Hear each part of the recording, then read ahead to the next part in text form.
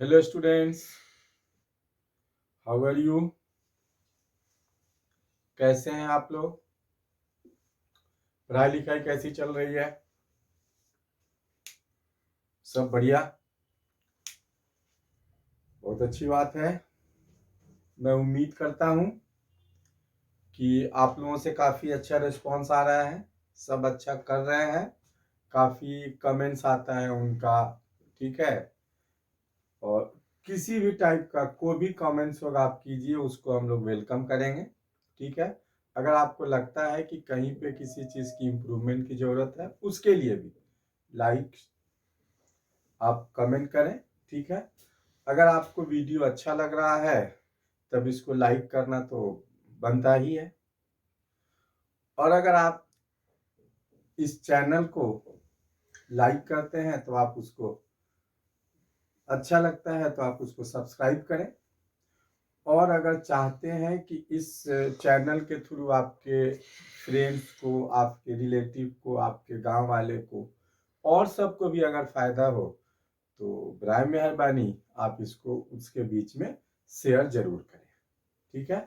तो अभी तक हम लोग जो अपनी वेक्टर्स की जर्नी को स्टार्ट किए थे। ठीक है। एक पार्ट हमने आपको बताया था कि वेक्टर्स में how can you add vectors. ठीक है। आज हम लोग यहाँ पे देखेंगे कि इस पे एडिशन ऑफ वेक्टर्स हमने देखा था, वेक्टर्स को ऐड करने का मैग्नीट्यूड भी देखा था और हमने डायरेक्शन भी निकाला था। और इससे रिलेटेड हम लोग इसके ऊपर कुछ क्वेश्चन भी हम लोगों ने किया था। आज हम लोग यहाँ पे करेंगे रिजोल्यूशन ऑफ वेक्टर। ठीक है। दूसरा जो टॉपिक होगा आज मेरा हो जाएगा that is resolution. Okay. Resolution of vector. देखो एक्चुअल में वेक्टर्स क्वांटिटी को हम लोग रिजॉल्व कैसे करते हैं। रिजॉल्व करने का मतलब होता है कि अगर कोई भी एक वेक्टर क्वांटिटी है तो उस वेक्टर क्वांटिटी को आप जो है डिफरेंट एक डायरेक्शन में आप सबको आप कैसे कर सकते हो। जैसे हमने आपको जस्ट इसके पहले वाले वीडियो में बताया था कि is it possible can you add और subtract a vector quantity with a simple algebra. तो आप लोगों का आंसर था कि यस, हम लोग इसको कर सकते हैं। और कब करते हैं हम लोग? तो हमने कहा था कि जब हम लोग इसको वेक्टर जब आपका सेम डायरेक्शन में होता है तो आप सिंपली उसको ऐड कर देते हो। जब अपोजिट डायरेक्शन में होता है तो सिंपली आप उसको सब्ट्रैक्ट कर देते हो। तो जब सेम डायरेक्शन में होगा तो आप उसको ऐड कर देंगे, अपोजिट डायरेक्शन में होता है तो आप उसको सब्ट्रैक्ट कर देते हो। ठीक है। और जब 90 डिग्री पे होता है तो सिंपली आप उसको स्क्वायर करके ऐड करके रूट फाइंड कर लेते हो। तो यहाँ पे आप देखिएगा कि बेसिकली हम लोग जानते क्या है कि यूनिटी में स्ट्रेंथ होता है। क्या कहेंगे? यूनिटी में स्ट्रेंथ होता है। अगर आप उसको तोड़ दो, जैसे सपोज कीजिए कि मेरे पास अगर एक एक पेन अगर ये दिया हुआ है, मैं तुमको कहूंगा तो तुमको दूंगा, फट से लेकर के तोड़ दोगे। अगर यही मैं अगर 4 मार्कर आपको एक साथ 2-2 किलो तोड़ो, आप देखिएगा कि आपको तोड़ने में इसको टाइम लगेगा, आप इसको जल्दी नहीं तोड़ सकते हैं। तो रिजॉल्व करने का मतलब होता है कि अगर कोई भी एक वेक्टर क्वांटिटी है तो उस वेक्टर क्वांटिटी को आप उसके कोऑर्डिनेट एक्सिस के लॉन्ग क्या कर दोगे कि कोऑर्डिनेट एक्सिस के लॉन्ग आप उसको ऐड कर देते हो। तो कोऑर्डिनेट एक्सिस के लॉन्ग जब आप उसको रिजॉल्व कर देते हैं तो जो सेम डायरेक्शन में हो सब वेक्टर आ गए। तो अब सेम डायरेक्शन में होता है तो आप उसको ऐड कर देते हो, अपोजिट डायरेक्शन में होता है तो हम लोग उसको सब्ट्रैक्ट कर देते हैं। तो जैसे देखिए, अगर मैं कंसीडर कर लूं कि मेरे पास यहां से हो गया कि दिस इज एक्स एक्सिस और यहाँ पे अगर ये हो गया वाई एक्सिस, एक एक्स एक्सिस हो गया, दूसरा वाई एक्सिस हो गया। और यहाँ पे अगर मेरे पास कोई एक वेक्टर है ए, ठीक है ना, दिस इज वेक्टर ए हमने इसको कहा और इसका पोजीशन इसके साथ अगर एक्स एंगल बना रहा है, तो आप करोगे क्या, आप सिंपली इसको दो कंपोनेंट्स में आप उसको रिजॉल्व कर देते हैं। आप यहां से सिंपली कीजिए, आपने ड्रॉ किया A B perpendicular O B, आपने ए बी को ओ बी के ऊपर परपेंडिकुलर ड्रॉ किया। तो जब तुम यहाँ पे परपेंडिकुलर अगर आप यहाँ पे ड्रॉ कर रहे हो, तब आप यहां से कह सकते हो कि this is a right angle triangle. तो हम लोग क्या कर सकते हैं, in right angle triangle O A B में अगर मैं आपसे कहूंगा कि आप हमको इसको कॉस थीटा बताओ, तो आप यहां से लिखोगे ओ ए O B upon O A, और you can write cos theta is equal to OB upon A. Magnitude of OA is equal to A. तो therefore आप लिख सकते हो cos theta, ठीक है, cos theta is equal to एक OB is equal to, ठीक है, हम यहां से लिख सकते हैं कि just we can write OB is equal to A cos theta।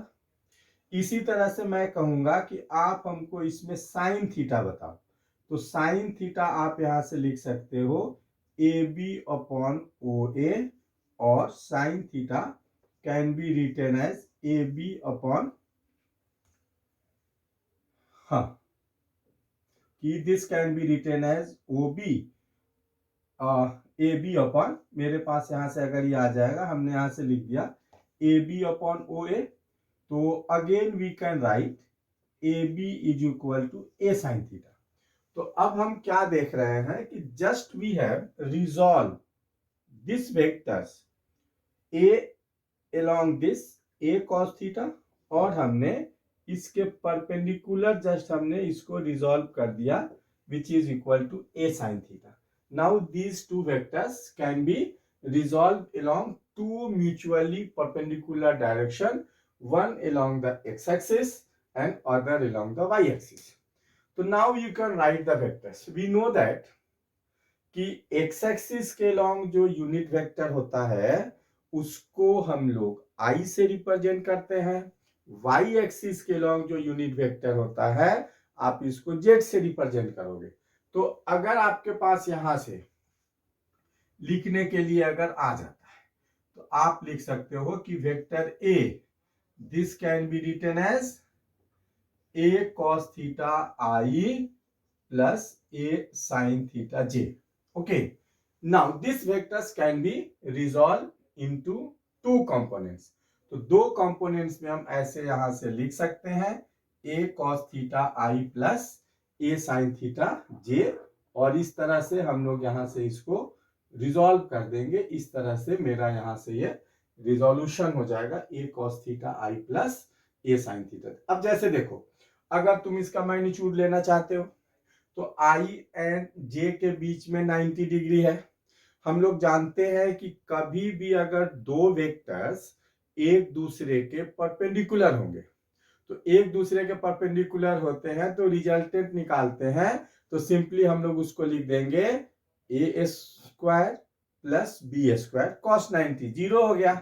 तो अगर आप यहां से इसके मैग्नीट्यूड को लिखना चाहते हो, तब आप इसके मैग्नीट्यूड को ऐसे लिख सकते हो कि A cos theta square plus A sine theta square under root. Okay, तो जैसे देखो, अगर मैं यहां से ए स्क्वायर कॉमन ले लूं, तब यहां से ये हो जाएगा cos square theta plus sine square theta under root. Okay, cos square theta sine square theta 1, तो ये हो जाएगा आपका A square which is equal to ए।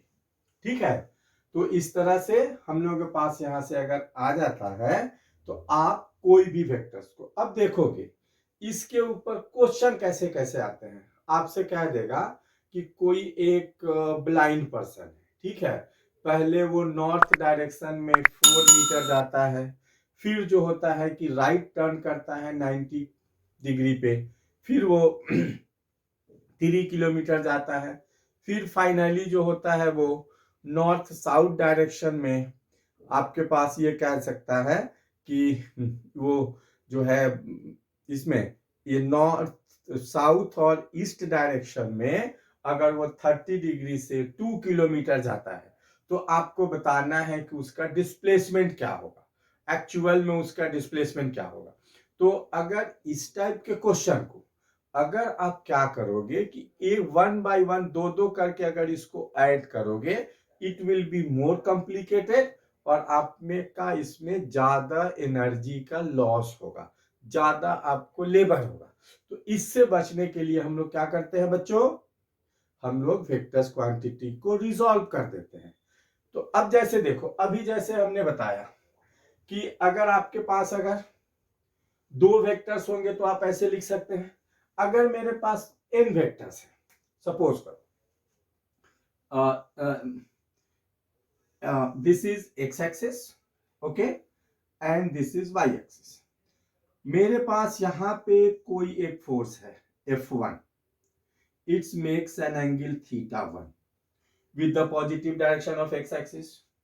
दूसरा मेरे पास यहां से ये हो गया, ये फोर्स F2 हो गया विच मेक्स एन एंगल θ2। इसी तरह से मेरे पास यहां पे एक थर्ड वेक्टर हो गया, हमने कह दिया ये जो है मेरा x एक्सिस के साथ थीटा एंगल बनाता है।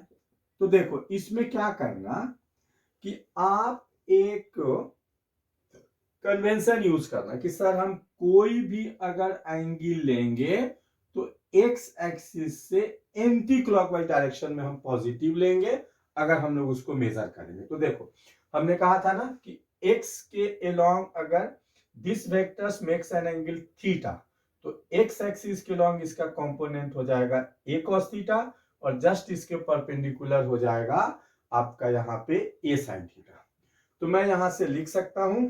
तो अब तुम क्या करोगे कि अगर आपको लिखना है तो सिंपल ऐसे लिखना कि x component is equal to F1 into cos theta 1 plus F2 into cos theta 2 and so on. अगर n होगा तो मैं लिखूंगा Fn into cos theta n। अब जैसे देखो जब आप यहां से इसको लिख दोगे तो अब आपको अगर यहां पे x कंपोनेंट अगर लिख देते हो, अब y कंपोनेंट लिखने के लिए आपको ज्यादा प्रॉब्लम की जरूरत नहीं है।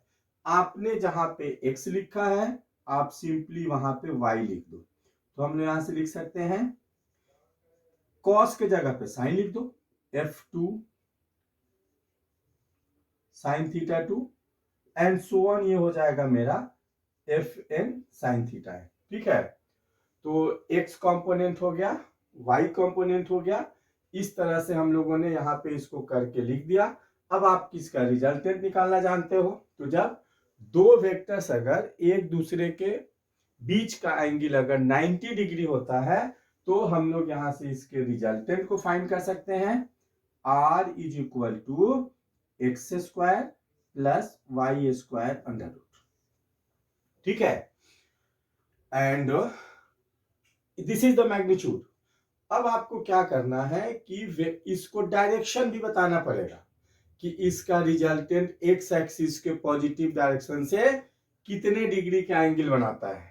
तो इसके लिए आप यहां पे लिखोगे tan theta which is equal to y by X. तो इस तरह से हम लोग यहां से लेकर के इसके इंक्लिनेशन को फाइंड कर सकते हैं, हम लोग इसको बना सकते हैं। तो ये बहुत ही बेसिक कंसेप्ट है, स्टूडेंट सबसे छोटी छोटी गलती हो जाती है, ये लोग कर देते हैं। हाँ, आप इसमें याद रखना कि आप अपना एंगल जो लोगे एक ले लेना कि हमने एक्स एक्सिस के पॉजिटिव डायरेक्शन से एंटी क्लॉकवाइज डायरेक्शन को हम पॉजिटिव ले रहे हैं। तब इस तरह से करने से होगा क्या कि प्लस माइनस अपने आप आ जाएगा। आप थोड़ा सा ट्रिग्नोमेट्री को यूज करोगे तो ट्रिग्नोमेट्री को यूज करने के बाद आप देखेंगे कि प्लस माइनस जो होता है अपने आप आ जाएगा और इस तरह से आप इसको रिजॉल्व करोगे। जैसे देखो, एक छोटा सा क्वेश्चन अगर मैं यहां से कह दूं कि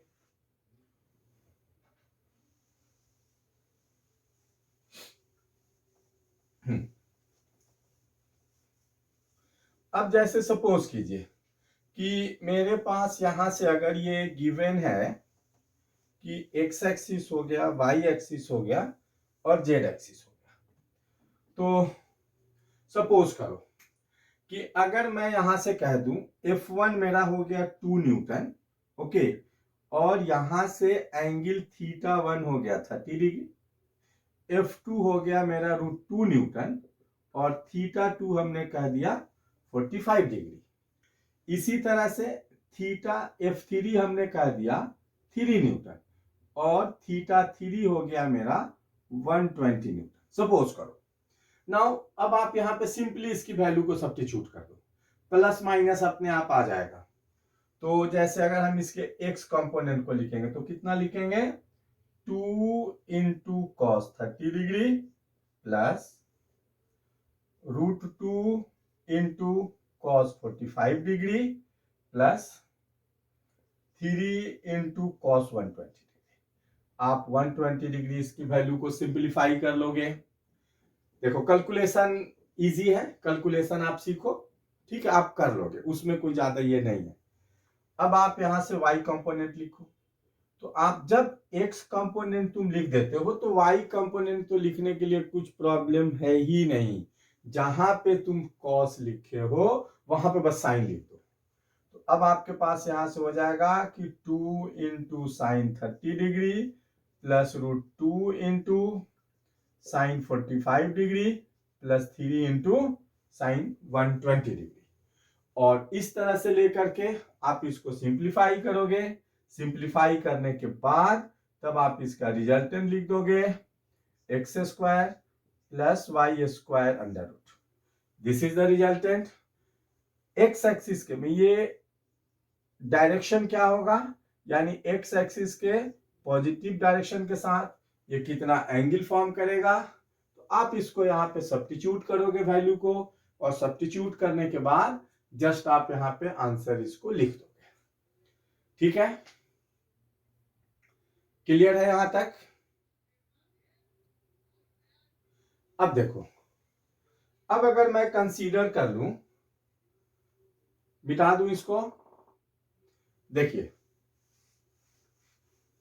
एक क्वेश्चन देखो, अगर मैं यहां से कह दूं कि कोई एक बंदा है, ठीक है, पहले वो क्या करता है, नॉर्थ डायरेक्शन में, अगर हमने यहां से कंसीडर किया कि this is north, south, east and west, कोई एक बंदा जो है नॉर्थ डायरेक्शन में वो 3 किलोमीटर जाता है, इसके बाद क्या करता है, वो आपका नॉर्थ ईस्ट डायरेक्शन में 45 डिग्री से √2 किलोमीटर जाता है, ठीक है। इसके बाद वो जो है ईस्ट डायरेक्शन में फिर यहां से ये 2 किलोमीटर जाता है, और फाइनली यहां जाने के बाद फिर वो वापस जाता है, वो किधर जाता है, नॉर्थ वेस्ट डायरेक्शन में, ऐसे नॉर्थ वेस्ट डायरेक्शन में 30 डिग्री से वो 2√3 किलोमीटर जाता है। सपोज करो कि पहले वो O पे था, अब वो A पे गया, उसके बाद B पे गया, उसके बाद C पे गया। तो देखिए, first of all you have to find the angle with the positive direction of x-axis. Suppose this is x-axis and this is y-axis. In the first he is going along north direction, means ये 90 degree का angle बना रहा है, ये 45 degree पे x axis के साथ ये 45 का एंगल बना रहा है, ये BC जो 0 डिग्री का, इसमें लेकर के देखेंगे तो ये नॉर्थ के साथ 30 डिग्री पे जा रहा है, इसका मतलब इसका टोटल एंगल ये होगा। एक्स एक्सिस के साथ अगर हम लोग लेंगे तो दिस एंगल इज 120 डिग्री, अब इस टाइप से अगर तुम एंगल को ले लोगे तो आपको प्लस माइनस में कहीं प्रॉब्लम होगा ही नहीं। आप मैथमेटिक्स आती है, आप वहां पे कैसे sine theta, cos theta, tan theta, किस क्वाड्रेंट में प्लस होता है माइनस होता है, इसको हम लोग कर लेंगे। तो चलिए अब हम लोग इसका हाँ सब कंपोनेंट लिखो। चलो लिखिए, दिखाइए थोड़ा सा लिख करके। हाँ अखिल आप सही पढ़ रहे हैं, ठीक है, सही लिख रहे हो, गुड।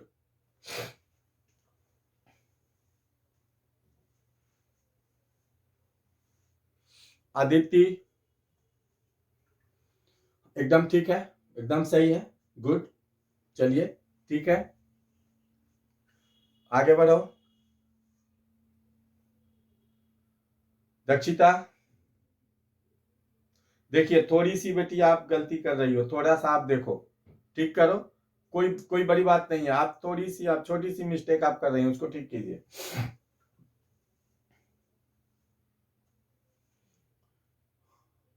प्रणव सही है, ठीक है।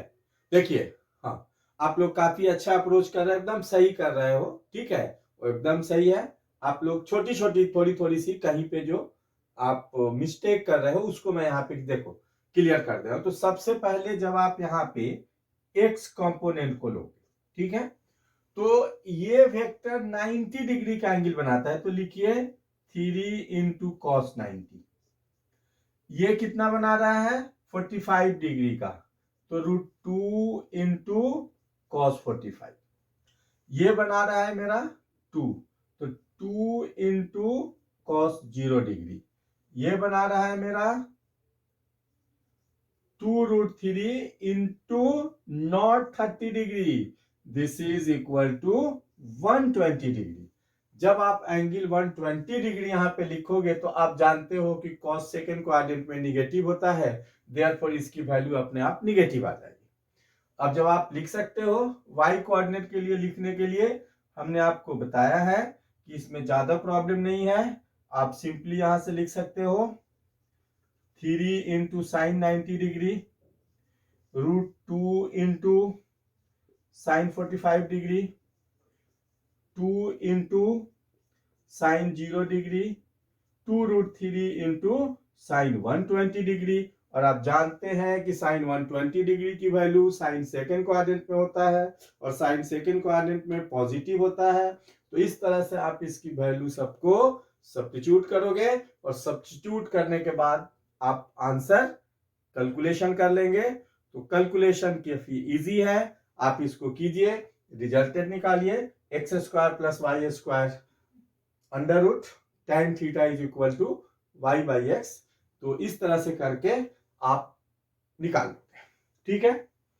तो आज हम लोगों का एक पार्ट ये हुआ रिजोल्यूशन ऑफ वेक्टर्स। आप लोग इसको एंजॉय कर रहे हैं, मुझे काफी अच्छा लग रहा है, आप लोगों का काफी रिस्पॉन्स है, काफी आप लोग खुश हैं, चेहरे से देख करके लग रहा है कि आप इंजॉय कर रहे हो। तो अगर आप इंजॉय करते हो तो प्लीज आप इस लेक्चर को लाइक करें, ठीक है। और अगर आप चाहते हैं कि और भी इसका अगर आप वीडियो आप देखो तो उसके लिए आप मेरे चैनल को सब्सक्राइब कर दें। और अगर आप चाहते हैं कि और भी फ्रेंड्स सब, और भी रिलेटिव, और भी गांव वाले जो कहीं पे भी हो, जो अगर चाहता है कि हम इस लेक्चर का एंजॉय करें, तो प्लीज आप इसको शेयर कर दो। अब देखिए, अब यहां तक अगर हो जाता है तब हम लोग यहां पे आज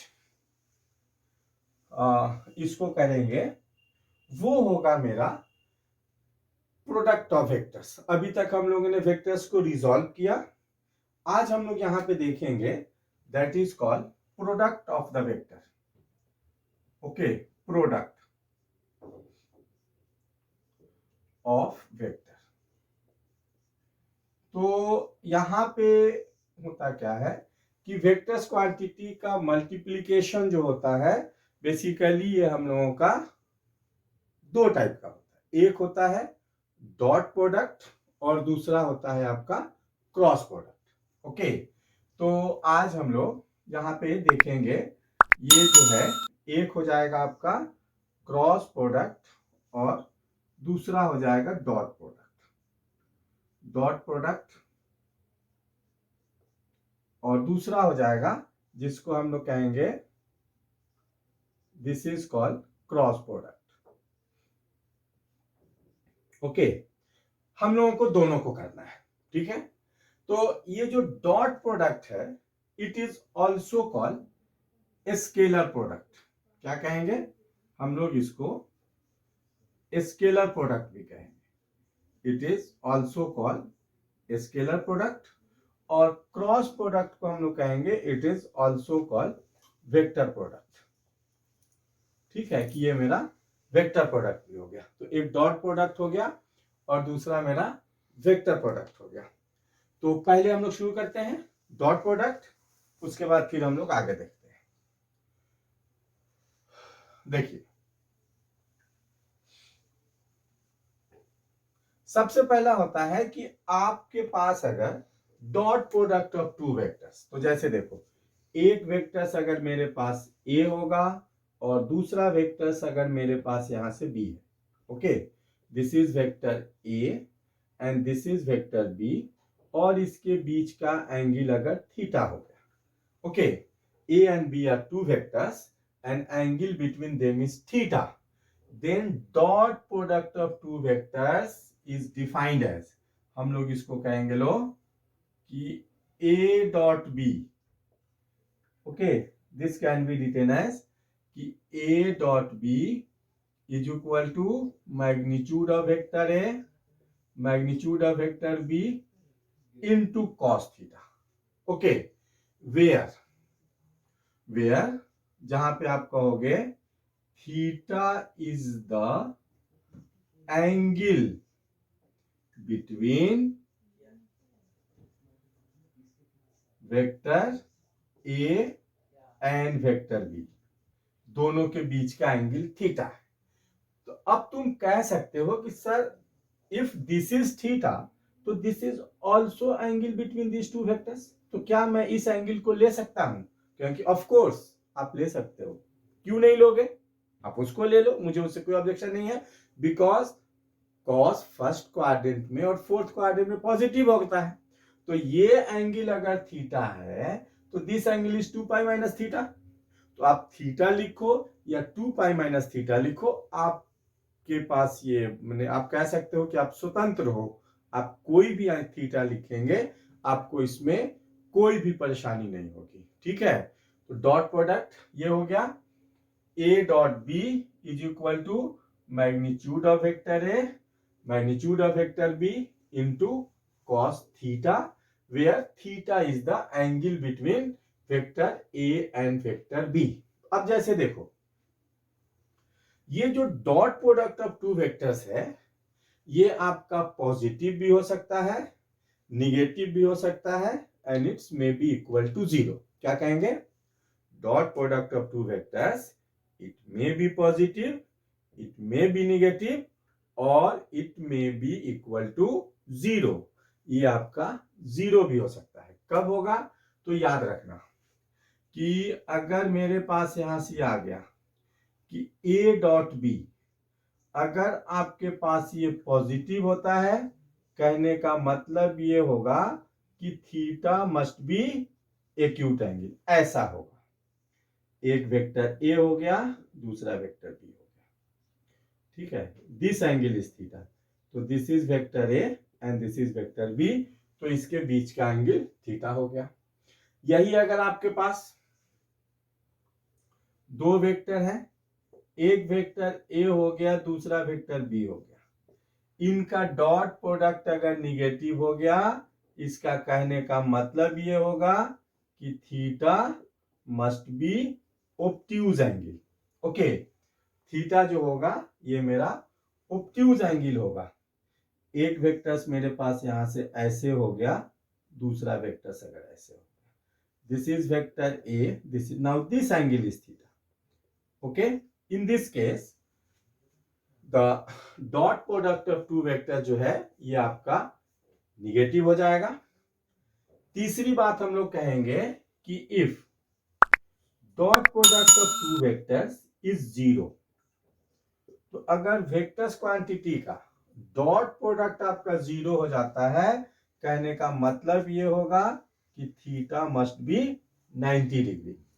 मीन्स दो वेक्टर्स एक दूसरे के जब परपेंडिकुलर होंगे, तो दो वेक्टर जब एक दूसरे के परपेंडिकुलर होते हैं तब इनका डॉट प्रोडक्ट क्या हो जाएगा, 0 हो जाएगा। यानी दो वेक्टर जब एक दूसरे के परपेंडिकुलर होंगे तब हम लोग कहेंगे कि theta is equal to 90 degree. ये याद रखना कि अगर कोई भी एक वेक्टर क्वांटिटी है और उसी वेक्टर का उसके साथ आप सेल्फ प्रोडक्ट लोगे, जैसे अगर मेरे पास यहां से आ जाता है, मैं आपसे कह दूंगा कि ए डॉट ए, ओके, तो ए डॉट ए जो हो जाएगा ये आपका ए स्क्वायर के इक्वल हो जाएगा। याद रहेगा, वही ए इंटू कॉस 0 डिग्री। जैसे अगर आप इसको लिखोगे ना कि सर ये कैसे हुआ, तो सिंपल इसको लिख दो कि magnitude of A into cos 0 degree, तो ए स्क्वायर इंटू 1, देयरफॉर ये आपका ए स्क्वायर हो गया। तो कोई भी अगर एक वेक्टर क्वांटिटी होगी और उस वेक्टर क्वांटिटी का उसी के साथ अगर आप डॉट प्रोडक्ट लेते हो, उसी के साथ अगर आप उसका सेल्फ प्रोडक्ट अगर लेंगे, तब ये जो होता है आपका स्क्वायर हो जाएगा। तो ए डॉट ए जो है, बी डॉट बी लिखो, सी डॉट सी लिखो, सब यानी कोई भी अगर एक वेक्टर क्वांटिटी होगी और उस वेक्टर क्वांटिटी का उसके साथ अगर आप सेल्फ प्रोडक्ट लेते हो तो ये स्क्वायर हो जाएगा। दूसरी बात याद रखिएगा कि प्रॉपर्टीज ऑफ डॉट प्रोडक्ट, अगर हम यहां से कहेंगे कि मेरे पास हो जाएगा कि प्रॉपर्टीज ऑफ डॉट प्रोडक्ट, ठीक है। तो डॉट प्रोडक्ट की प्रॉपर्टी याद रखना, जिस तरह से हमने कहा A dot A is equal to A square. Dot product of two vector जो होता है ये कम्यूटेटिव होता है।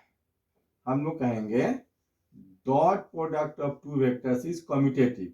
कहने का मतलब ये हो जाएगा ए dot A which is, sorry I am very sorry, commutative अगर मैं कहूंगा तो मैं यहां से कह सकता हूं कि कोई भी अगर एक वेक्टर, दो वेक्टर क्वांटिटी होगी और उस दो वेक्टर्स क्वांटिटी का अगर आप डॉट प्रोडक्ट लोगे तो आप ऐसे कह सकते हो कि A dot B this is must be equal to B dot A. Okay, यानी ऑर्डर आप कोई भी चेंज करो, डॉट प्रोडक्ट पे कोई भी इफेक्ट नहीं होगा। ऑर्डर आप कुछ भी करोगे तो there will be no change on the dot product of two vectors. हम लोग कहेंगे कि ये डॉट प्रोडक्ट जो होता है ये मेरा डिस्ट्रीब्यूटिव लॉ को ओबे करता है। Distributive law co dot product जो है ये आपको ओबे करेगा। मीन्स अगर आपके पास इस टाइप का आ जाता है A dot B plus C, okay, तो A dot B plus C हो जाएगा, तो मैं यहां से लिख सकता हूं कि ए डॉट बी प्लस आपके पास यहां से हो जाएगा ए डॉट सी। तो हम लोग यहां से कहेंगे कि ये जो है डॉट प्रोडक्ट जो होता है ये डिस्ट्रीब्यूटिव लॉ को फॉलो करता है। दूसरा हम लोग कहेंगे कि it is not associative, associative नहीं होता है। हम लोग यहां से कहेंगे not associative. Can you explain why? Means आप ऐसा कह सकते हो कि A dot B dot C जो होगा हम लोग कहेंगे इट इज नॉट डिफाइंड, ठीक है। अब देखो ये क्यों डिफाइन नहीं होगा, A dot B dot C ये डिफाइन क्यों नहीं होगा? तो देखो याद रखना कि कोई भी अगर एक वेक्टर क्वांटिटी है और उस वेक्टर क्वांटिटी का जब तुम एक डॉट प्रोडक्ट लेते हो तो you are getting a scalar quantity. तो जब ये एक स्केलर क्वांटिटी हो गई तो एक स्केलर क्वांटिटी का दूसरे वेक्टर्स के साथ डॉट प्रोडक्ट नहीं लिया जाता है। हम लोग क्या करते हैं, उसको सिंपली हम लोग उसको मल्टीप्लाई कर देंगे। सिंपली जो होगा हम लोग उसको क्या कर देते हैं, मल्टीप्लाई कर देते हैं। इसलिए हम लोग कहेंगे कि dot product of two vectors, कि कोई भी अगर एक वेक्टर क्वांटिटी होगी और आप उसके डॉट प्रोडक्ट को फाइंड करना चाहोगे तो कहोगे कि ये एसोसिएटिव नहीं होगा। आप रीजन भी जान गए कि क्यों नहीं होगा। ठीक है, सही है यहां तक। अब देखो, अब अगर हम लोग थोड़ा सा इसमें देखेंगे इन ऑर्थोगोनल सिस्टम,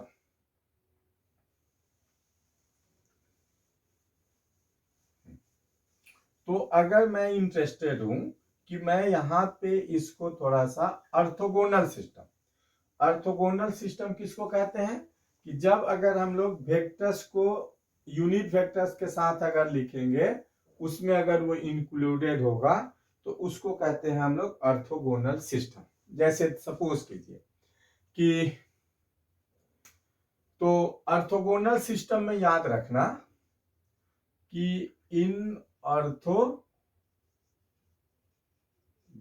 सिस्टम, ठीक है, तो ऑर्थोगोनल सिस्टम में याद रखिएगा कि I dot I this is equal to 1, J dot J this is also equal to 1 and K dot K this is also equal to 1। ऐसा क्यों हुआ? तो देखो, इसमें कोई बड़ी बात नहीं है। हमने अभी बताया ना कि कोई भी अगर एक वेक्टर क्वांटिटी होती है तो उसका सेल्फ प्रोडक्ट अगर हम लोग लेते हैं तो सेल्फ प्रोडक्ट ये आपका स्क्वायर हो जाता है। तो जैसे यहाँ पे आई डॉट आई लिखोगे, आई डॉट आई, तो magnitude of I into magnitude of I into cos 0 degree, तो 1 into 1 into 1 this is equal to 1। Okay, इसी तरह से आप याद रखिएगा कि I dot J this is equal to 0, J dot K this is also equal to 0 and k dot i this is also equal to 0। तो i dot j 0, j dot k 0 and k dot i, की k dot i जो है ये भी क्या हो गया आपका 0 हो गया। तो i dot i 0, j dot j 0, k dot k means i dot j 0, j dot k 0। क्यों हुआ? तो i एंड j के बीच का एंगल 90 डिग्री होता है। तो कभी भी अगर i एंड j के बीच का एंगल अगर 90 डिग्री होगा तब आप यहां से डॉट प्रोडक्ट उसका 0 हो जाएगा। तो अब जैसे देखो, अगर मेरे पास आ जाता है कि जैसे सपोज कीजिए कि एक वेक्टर मेरे पास यहां से गिवन है, a is equal to a1i plus a2j plus a3 K, a1i plus a2j plus a3 K, and vector b which is equal to b1i plus b2j plus b3 K. Okay, b1i plus b2j plus b3 के, यहां तक अगर मेरे पास ये given है, ठीक है। तो मैं, अगर आप जानते हो कि आप इसके मैग्नीट्यूड को लिखोगे तो इसके मैग्नीट्यूड को आप लिखते हो ऐसे कि a1 square plus a2 square plus a3 square under root, ठीक है। This can be written as a1 square plus a2 square plus a3 square. इसी तरह से अगर हम लोग b को लिखेंगे तो this can be written as b1 square plus b2 square plus b3 square under, this is the magnitude. अब जैसे देखो a डॉट b अगर तुम लिखना, तो देखो अगर हमको लिखना है कि a डॉट b, तो a डॉट b अगर लिखना है तो आप पहले i को इसके साथ, तो i डॉट i 1 हो जाएगा, तो a1 b1 हो जाएगा, i डॉट j 0 हो जाएगा, i डॉट k आपका 0 हो जाएगा, फिर बी के साथ अगर लिखेंगे आई डॉट जे फिर 0 हो जाएगा। फिर आपके पास यहां से आ जाएगा A2 B2, फिर वो सब टर्म्स आपके पास 0 होगा। फिर आ जाएगा आपके पास A3 B3। तो फाइनली जब हम देख रहे हैं कि कोई भी अगर दो वेक्टर्स क्वांटिटी है तो दोनों का डॉट प्रोडक्ट अगर आप लोगे तो डॉट प्रोडक्ट हो जाएगा A dot B which is equal to A1 B1 plus यहां से ये हो जाएगा A2 B2 plus A3 B3। तो इस तरह से फाइंड कर लेंगे। अगर आपसे कह देगा कि find the angle between these two vectors, इस टाइप का क्वेश्चन दे देता है कि इस दोनों वेक्टर्स के बीच के आपको एंगल को फाइंड करनी है, तो एंगल को फाइंड करने के लिए हम लोग सिंपली यहां पे ऐसे लिख सकते हैं कि magnitude of vector A magnitude of vector B into cos theta which is equal to A1 B1 A2 B2 plus A3 B3। तो फाइनली हम लोगों के पास यहाँ पे अगर दो वेक्टर्स अगर गिवन होगा तो उस दोनों वेक्टर्स के बीच के हम लोग यहां से एंगल को फाइंड कर सकते हैं, एंगल को निकाल सकते हैं। तो अब ये नीचे आ जाएगा। तो याद रखना कि अगर कोई भी दो वेक्टर्स अगर गिवन होगा तो यहां से ये हो जाएगा A1 B1 plus A2 B2 plus A3 B3 open में हो जाएगा चलो cos theta is equal to A1 B1 plus A2 B2 plus A3 B3 which is equal to A1 square plus A2 square plus A3 square under root and this can be written as B1 square plus B2 square plus B3 square under root. Okay, तो कभी भी अगर दो vectors अगर given होगा और उस दोनों वेक्टर्स के बीच के अगर आपको एंगल को फाइंड करना है तो हम लोग लिख सकते हैं कि cos theta is equal to इस तरह से देख करके। अब याद रखना कि if vector A is parallel to vector B, कि A एंड B अगर कोई भी दो पैरेलल हो जाएंगे तो थीटा की वैल्यू 0 हो जाएगी। तो हम लोग यहां से लिख सकते हैं कि A1 upon B1 is equal to A2 upon B2 is equal to A3 upon B3। ठीक है, कि अगर दो वेक्टर्स अगर पैरेलल होंगे। इसी केस में अगर हम लोग कहेंगे अगर if vector A is perpendicular to vector B, तो वेक्टर A वेक्टर B के cos 90 डिग्री हो जाएगा। तो हम लोग यहां से लिखेंगे A1 B1 plus A2 B2 plus A3 B3 this is equal to 0।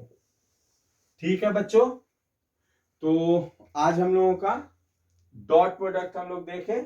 इस पे हम लोग कुछ अभी न्यूमेरिकल क्वेश्चंस करेंगे जब हम लोग वेक्टर्स के जब नेक्स्ट इसका वीडियो अगर आएगा तो उसमें हम लोग इसके ऊपर कुछ न्यूमेरिकल को करेंगे। उसके बाद लास्ट हम लोगों का जो टॉपिक होगा cross product of two vectors.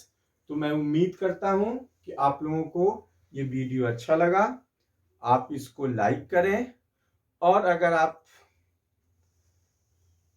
चाहते हैं कि इसके पहले वाला जो वीडियो आएगा मैं उसको देखूं, सबसे पहले आपके पास पहुंचे, तो इसके लिए आप इस चैनल को सब्सक्राइब कर दें।